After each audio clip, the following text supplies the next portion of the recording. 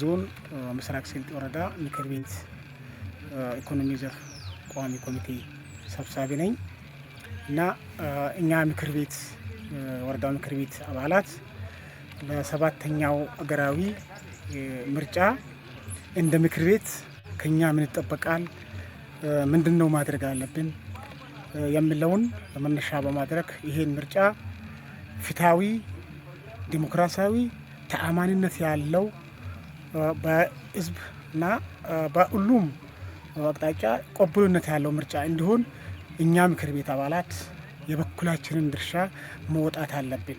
እንደ ምስራቅ ስልጤ ከለውጡ በኋላ የመጡ ለውጦች በየጊዜው የተሻለ ለውጥ በየጊዜው ተጨባጭ የሆኑ ለውጦች እንደ አገርም ትልቅ ዓለም የመሰከረለት ለውጥ ከህዳሴ ግድብ ጀምሮ ትልልቅ ፕሮጀክቶች የተሳካበት እንደ ዞናችንም እንደ ክልላችንም እንደ ወረዳችንም እንደኛ ወረዳ አዲስ ወረዳ ሆነን ከመነሻው በባዶ ጀምረን አሁን ትልቅ ደረጃ ላይ ደርሰናል።